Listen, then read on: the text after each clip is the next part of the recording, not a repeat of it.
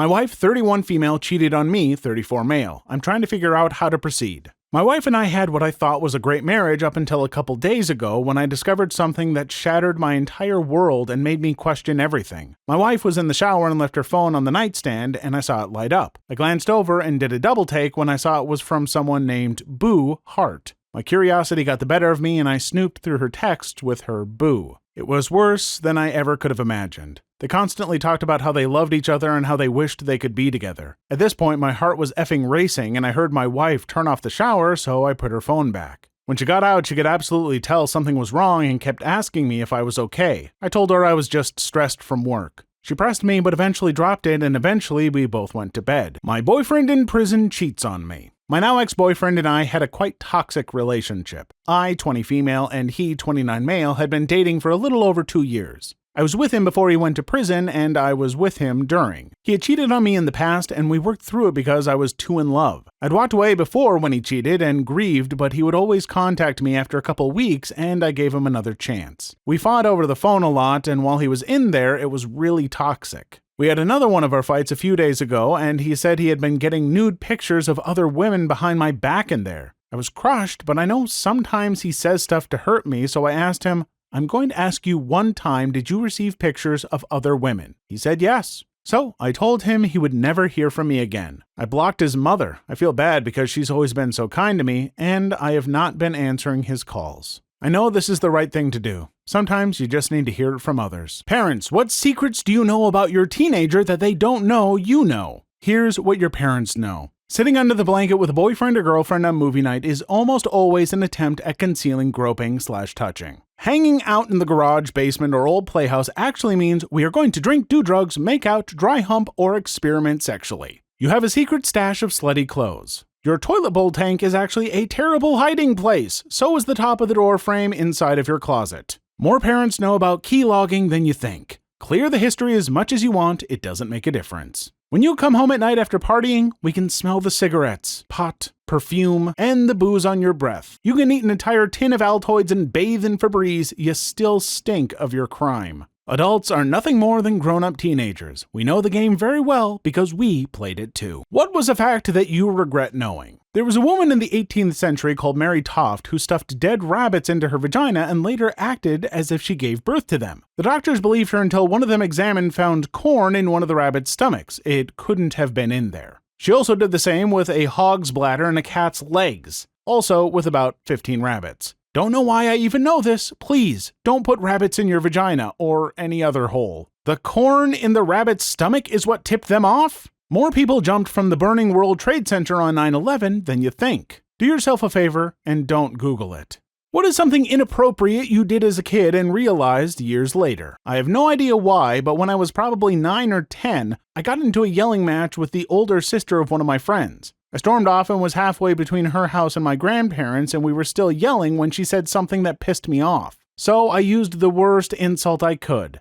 F you, I screamed. Who is going to F me? She asked. Now, this presented a bit of a problem since I had no idea what it actually meant, so I considered two possible answers. One was that it was like God damn you, and so God should do the effing. The other was that it was something one person did to another. That seemed much more personal, visceral, and threatening, so I went with that. Me! You wish you could F me? Yeah! You'd get all the pleasure. At which point, I was super confused and had to concede I'd overstepped my ability with cursing. Zookeepers of Reddit, what's the lowdown, dirty, inside scoop on zoos? Some people like to bring fruit and stuff to throw into the animals' cages, even though they're not supposed to. If you're around and someone throws a pineapple into the gorilla or chimpanzee dens, GTFO. They will throw that thing full blast at someone. I saw a man get hit full force right in the side of the head and he was lights out. Pineapple exploded on impact. Paramedics came and everything. Rhinos may look super intimidating and they can hurt you, but really, they just act like big dogs. They love being scratched and will eat all the fruit out of your hand.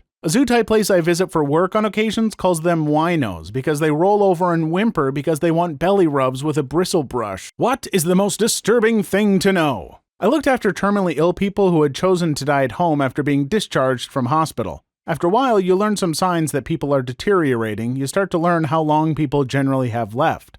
I always went with honesty. I felt it was my job to support the patient's family as well as the patient, so if they asked how long I thought they had left, I would answer honestly based on my previous experiences. The wife of one of my patients told me that their children were visiting the following weekend to say their goodbyes. I chose to recommend that they visit the following day. I regretted saying it because she was devastated. She took my advice, and her husband passed away peacefully 48 hours later, after seeing his kids. I'm glad I did it, but upsetting that lady was absolutely gut-wrenching. Some people didn't want to know. That was the worst in those cases. You had to not say anything. Sometimes they'd say, "See you tomorrow," and I had to reply, "Yes, have a good night," knowing full well that they were going to pass in the night. Girls, what things do guys do to impress you that makes you cringe? Flaunting their wealth. I'm sure that it is a turn-on for some girls, but for me and most people I know, it just screams douchebag. These are the same guys who bitch about how the women they date are gold diggers. It's not douchey to have money or to spend money on nice things. It's douchey to brag about how much money you make and the nice things you own to make a big show of spending your money so everyone can see how rich you are. Or to act as though being wealthy somehow makes you better than those around you. Speaking of negative behavior as if it were good, the fact that you got blackout drunk, do drugs, have beaten someone, have hurt someone, slept with a girl and never returned her calls, break laws while driving is not a good thing. Quit behaving as if it was a good thing. General alpha behavior. Yes, you may be stronger than me,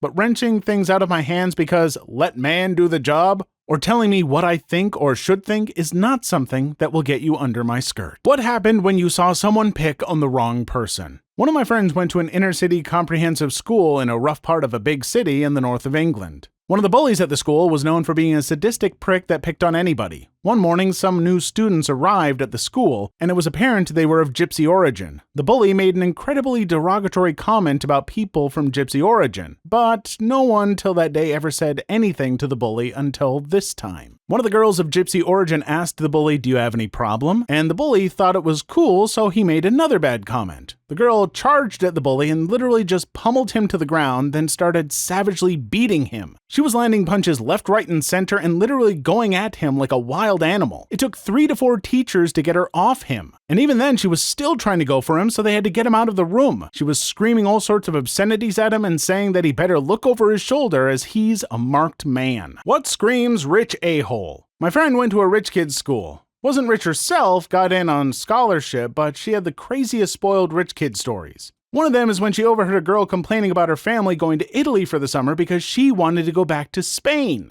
She was on the verge of tears about how she never gets what she wants. Mine was the girl in my high school who was upset because Daddy bought her a brand new BMW 3 Series and she was upset because she wanted a Land Rover. Ended up crashing the car and got her Land Rover after all. I have a doctor customer who owes me money. Man got the nerve to have 3 personal luxury vehicles, lives alone, but can't cut me a check when I come to service his house. A Canada Goose coat when you live in Florida. I'm totally not referencing anybody right now. Do you know who I am? No, B, I don't, and I don't care. Kids who ran away. What's your story? It was 3 weeks before my 18th birthday, and I ran away to my older sister's house out of state. My mom was extremely abusive and told me that as soon as I turned 18, she was going to burn all my belongings and kick me out into the streets. I ran away while she went on vacation and took what belongings I could fit into my friend's car. My mom lied to the police and told them I was 16 years old, a drug addict, and suicidal. The police found me 4 days before my birthday. Legally, they had to send me back to live with my mother, so I stayed in custody for 3 days, and thankfully turned 18 before that happened.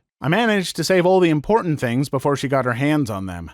I'm now 27, married, and pregnant. I haven't spoken to her since I ran away. I've seen her randomly over the years, like at my grandma's funeral, and when I helped my little sister move out of that awful house when she turned 18. I don't plan on including her in my life ever. What's the best worth-it detention in school? My school was very strict. We had weird rules. I had a teacher who would not let anyone go to the bathroom the entire year. We tried a lot to make her happy so she could be a bit merciful, but nothing worked. So the last month of school, my friends and I got so fed up with it and decided to take some action. We made a plan and decided that I will execute it. Next day, I brought an extra change of clothes hidden in my backpack and drank 3 bottles of water at lunch. During class that afternoon, I asked the teacher if I could use the restroom. And of course, she responded with the usual, no. So I said, okay. About 10 minutes later, I asked her again, it's urgent, can you please let me go for once? And this time she angrily says, didn't you hear no? And this time I just peed all over myself and the desk. The teacher was peed off. The look on her face was worth it. Now she lets any and everyone go to the bathroom as needed. You're welcome, America.